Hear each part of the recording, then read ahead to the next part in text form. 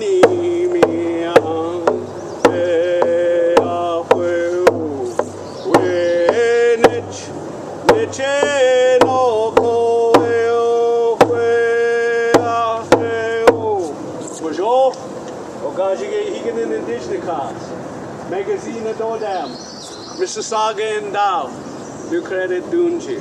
Welcome to the traditional territory of the Mississaugas of the New Credit.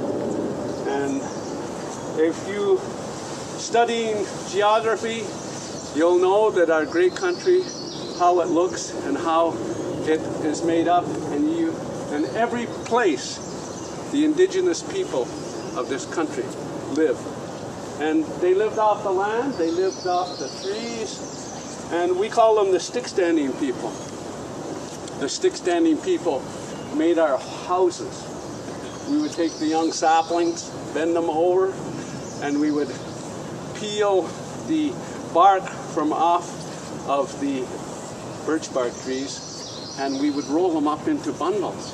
And you could take your house right along with you, because there was always other trees that would come along so that you could make your house. And lightning never ever hits birch bark. It's something that we use the birch bark trees to travel through the lakes, to visit our relatives and visit our, and some of them with the, like there's two reserves that are up around Peterborough, and they're both Ojibwe communities, but there's girls on the other side, and the boys will paddle their canoes over to sing them songs. But this song that I sang you this morning, it's calling upon our mother, the earth. Nichi Nokamas, our kind mother. Because when we look at the earth, it's the earth that takes and it accepts its trees so that it makes a commitment with the earth. It starts to join its roots in, so that it starts to bring the nourishment from out of there. It's like a breast that it can start, because it's only a baby. It's only a baby, and even with us, the cedar trees, we have a special ceremony for it.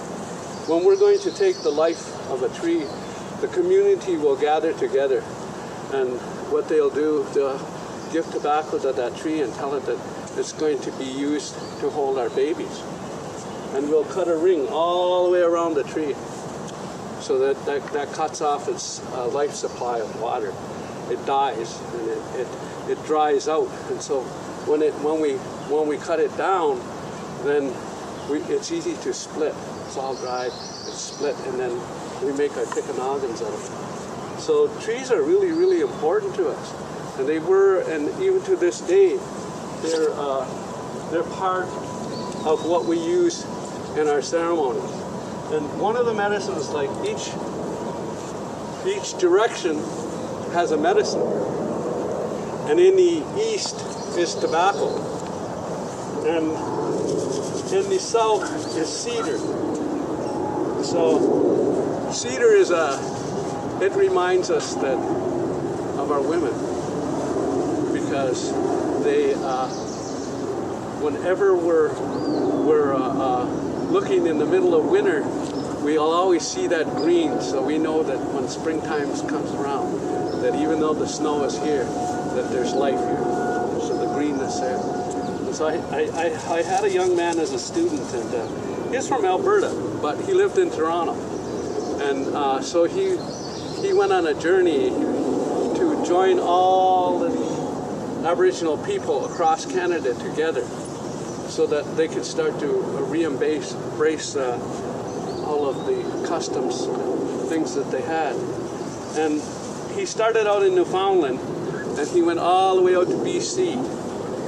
So when he did all the way along, he picked from off of the cedar tree. He picked them there. And so I have them here. And this is what we're going to use to put our offering in the inside of this bowl. And when we do, try to put tried to talk to the plant the way that the sun is hitting it. Because when a tree is alive, its life force always faces the sun. So it goes all the way around just the way that the sun does. And its life force is wherever the sun is. So you don't want to talk to its backside. So you look to see where the sun is, and then you can put your back down on the side.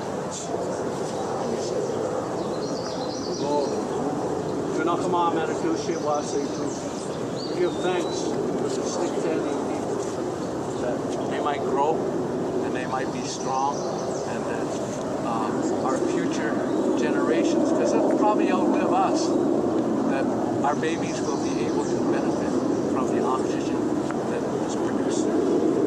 And with the Anishinaabe people, forest is really,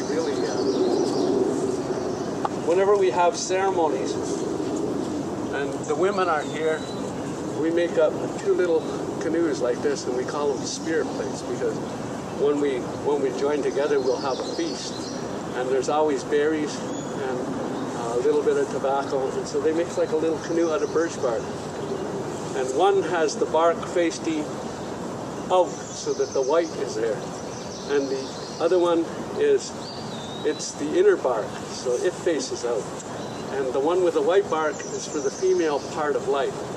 And so we take that and we put it into the forest, wherever the life force is. We put that down and we say, here, this is a symbol of our joining together, and we remember who you are as the stick-standing people, how much you have survived, even though you've been cut all down.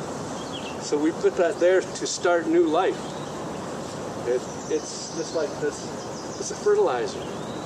And the other one, the male part of life, is taken and it's put into the fire and it's burned. Because it goes from the physical world into the spiritual world. There, the male part of life is given the instructions on how to look after the life that was started in the bush.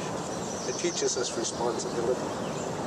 And if we don't have that responsibility and we don't have the respect for the trees, there will be no geography.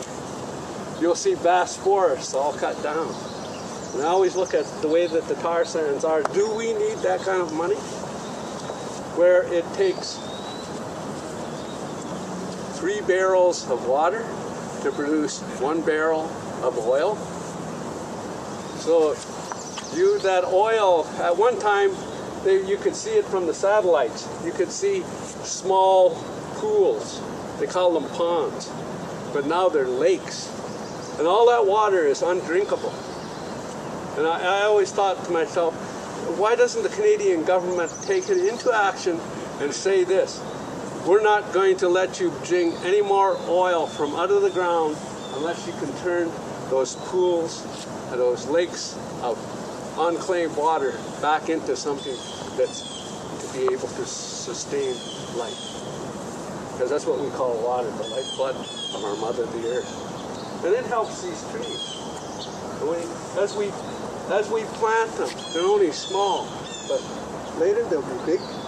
This tree here may be getting old and it will pass away, but the young trees that you started here will survive.